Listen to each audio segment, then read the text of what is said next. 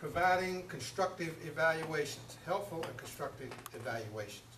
The club that I belong to, State Center, we just had 2 guests. The previous meeting, one of the guests joined. Both of them, the thing that really impressed them was the fact that they got constructive feedback from the presentation. So they saw people getting constructive feedback. And that's what people really want.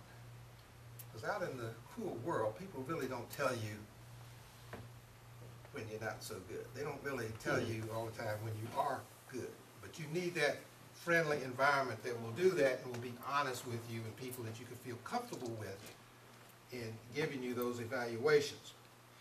Helping to maintain a positive, friendly environment. If this environment is not friendly, I'm not coming in here. I don't need to walk in here and be in a hostile arena. So we get to practice in a friendly environment. We get to work in a friendly environment. We become comfortable. Then we can go to that hostile environment that we will face when we go out in our corporations or in our agencies or wherever we work and function in that because we have the confidence of doing that. Serving as a club officer. When we get through with the speeches on the agenda, election of officers. That's very, very, very important to a Toastmaster club, any club, particularly a Toastmaster club. So officers is not only a training vehicle, leadership opportunity for the officers that are involved, but that sets the tone, that sets the leadership standard for your club. And the officer positions should rotate every year. Or if you're, some people do it 6 months, but every year. They should rotate so everyone gets an opportunity to do that. And that keeps the club fresh. It keeps it alive. It keeps it new. One thing that will burn a club out quicker than anything is having the same people do it over and over and over again. They get tired. We get tired of listening to them. And then we're not going to come.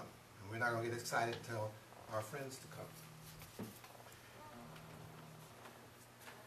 Treating members and guests with the respect and courtesy. That goes without saying. That's part of the friendly, the professional courtesy, the human courtesy that we afford each other. The third function of Toastmasters Promise is maintaining a pleasant and efficient and stimulating club atmosphere. And you kind of hear that through all of this stuff. Bringing guests to a meeting. When guests walk in, they want to feel comfortable walking in here, or they won't walk in here again. And you have some guests that are interviewing clubs. They'll come check your club out, they'll check another club out, they'll see us in the daytime, and they're going to decide which one they want to go to. And it's going to be the one that they feel more comfortable with. So bringing guests to the meeting is very important because that's where you really sell them on what Toastmasters is all about. Adhering to guidelines and rules. There are a lot of rules in Toastmasters, a lot of guidelines. Why should we follow those? Why should we work from the manual, giving speeches from the manual? Why do we start with speech number 1 and number 2? Why can't we just, well, I want to do that speech, then I want to do this one from that manual, I want to do that. The response to that is, this is an educational program, educational and leadership program. There is a method to this stuff. If you enrolled in speech, majored in speech in college, you're not going to take speech 101 or 102 or 200 before you take 101, right? You're going to take 101 first, and they're going to make you do that. Toastmasters doesn't make us do anything, but it's designed for us to step by step, incrementally go through that program. The last one is maintain honest and highly ethical standards. And again, that goes without saying, because we're responsible not only for ourselves, but we're responsible for each other.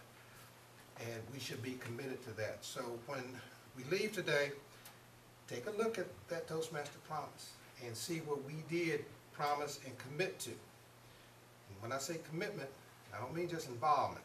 Everybody can be involved. It goes with the old story of bacon and eggs. You've all heard the bacon and eggs story?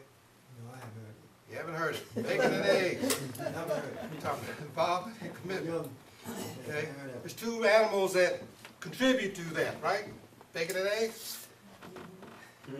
Or eggs and bacon. The chicken is involved. The pig is committed.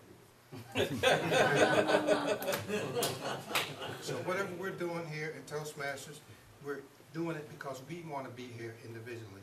We should be committed to nothing else, committed to ourselves. So with that, I will pass this around. If you have your manual with you, you do not have to take this because you already have it in front of you. But feel free, and I hope there's enough. Well, there's only 20 here, so if you do have a manual, you have that in your manual. And with that, again, thank you for inviting me here. It's always a pleasure to come here in the evening. And Madam Toastmaster.